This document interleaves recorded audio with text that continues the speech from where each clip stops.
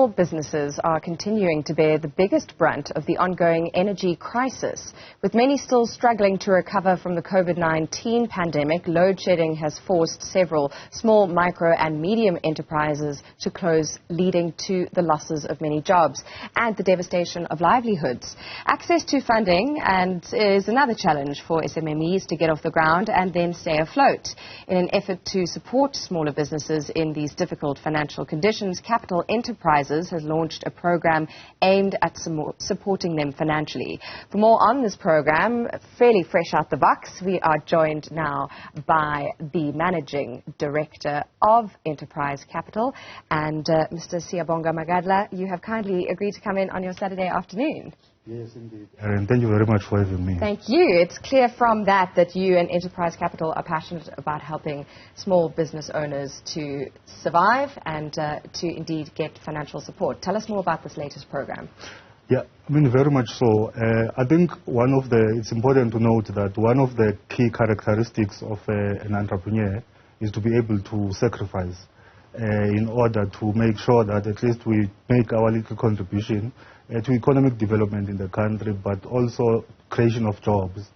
And so I think we then take it upon ourselves to assume the responsibility and at times the risk to then provide solutions looking at the current challenges that continue to confront small businesses, because ourselves from Enterprise Capital, we are a group of entrepreneurs. So we live these experiences every day. It's not something that we're told about. So we've got a clear understanding of the challenges that SMMEs are facing, and therefore we're in a better position to somehow design solutions that seek to make a difference, to improve the conditions of some of these SMMEs. And you were saying to me that this is one of several programs that you are running. Let's talk money. How much is available to small business owners? How do they get in touch with you? What is the process of getting your name in the hat? Okay, so the nature of this particular, because we do a number of initiatives as Enterprise Capital, as I've already mentioned, part of which is brand positioning for SMMEs, market penetration strategies, as well as access to finance. Now, this one is specific to purchase order financing. You would know that annually, government spends about 600 billion procuring goods and services. And that money is spent through a tendering process or a system of trade quotations. Now, you would know that part of the major challenges that confronts SMMEs is access to finance. So now you have a company, small business, that gets a purchase order from a government department or a private sector entity, for instance, for 50,000 or even 100,000 rands. Now, they don't have the finance to go and get the goods and the products that are required in order to deliver the product to the client. And then that's where we come in as Enterprise Capital to bridge the gap, to provide the finance solution to the SMME based on a valid purchase order that we know that will definitely be paid at the end of 60 days or 30 days. Therefore, our role is to mitigate the risk of an SMME not being able to deliver or to meet its obligations to the client. That's really interesting, because it sounds like you're offering sort of a financial bridge, as you say, for a small to medium or micro enterprise, and providing services to government. And that actually dovetails with the conversation we had with the SIU, in fact, this week, I think it was, around sometimes government will pay for services and not get services, or it will pay for goods and get the wrong goods, or it will get, goods late. Some of that is just sheer fraud and corruption, but some of it could be, I think, from what I'm hearing from you, that there are small startups, really, small businesses that individuals are running, where they're getting into play, but then they're actually struggling because they maybe don't have access to an overdraft or other financial sort of means that more established businesses have to actually then provide what they've tendered to sell to government. True. So that becomes part of the challenge. Now, as part of how we assist with the finances is that we don't even pay the funds directly to the SMME or the micro enterprise. We get the purchase order, we look at the goods that needs to be delivered to a certain client or entity of government. We then pay directly the suppliers that produce the goods and services. And over and above that, we make sure that the goods leave the supplier to be delivered at the client, whether it's government or a private sector entity.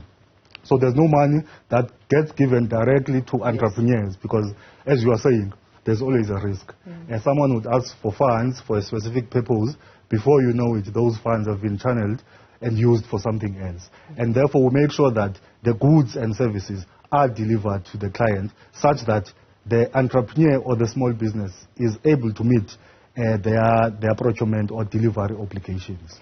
So how do you find people who fit into this fairly specific category needing for that sort of bridging finance which goes directly to the supplier of the good that may be sold by the SMME?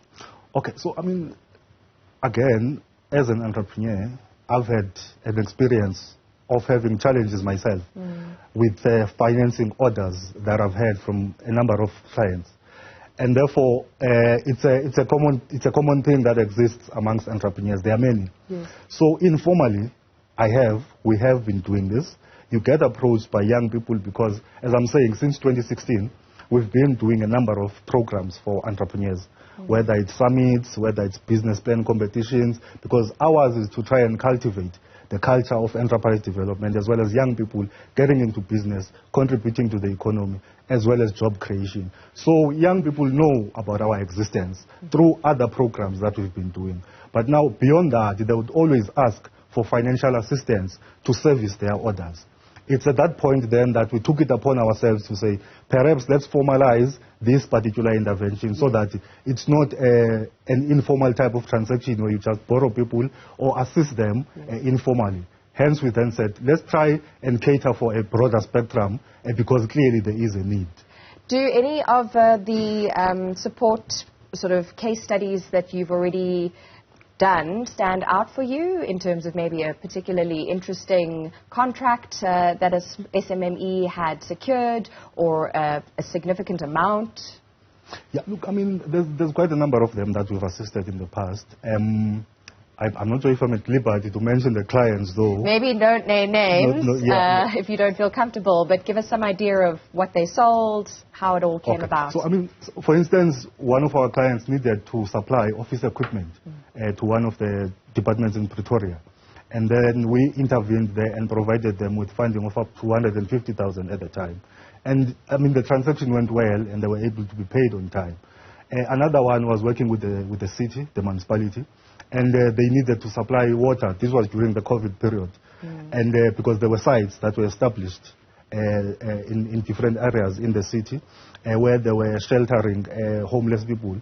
So they needed to supply food, water, and beverages there. So they did not have the money to provide the service. And even they were able to intervene and provide financial support. But then our philosophy to providing the support, which goes back to the issue that I was raising, that we don't just disperse finance, we become part of the process. Yes. We collaborate with the entrepreneur. We form a partnership such that we are part of the process. We don't get lost in terms of what is happening and end up not being able to account for the resources that have been dispersed to the enterprise. Yes. So it sounds like, in a way, Enterprise Capital has a sort of comprehensive approach. So it's cold, hard money going to the supplier, but it is also the softer skills, so-called, that go with being an entrepreneur. You yourself have a number of businesses. It's a bit of a twee question, but if you could give one principle, one lesson, one sort of maxim or motto around being an entrepreneur that has seen you through the toughest of times, including during COVID with your transport business, what would your message be to SMME entrepreneurs?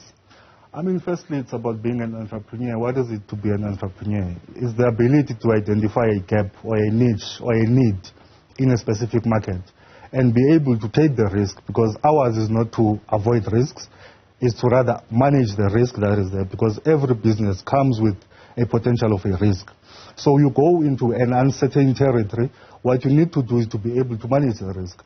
But resilience is very important as well, because things may not always go your way, and therefore you must not be discouraged because things are not going the way that you want them to go. And things will not happen overnight, for instance. It takes a bit of time.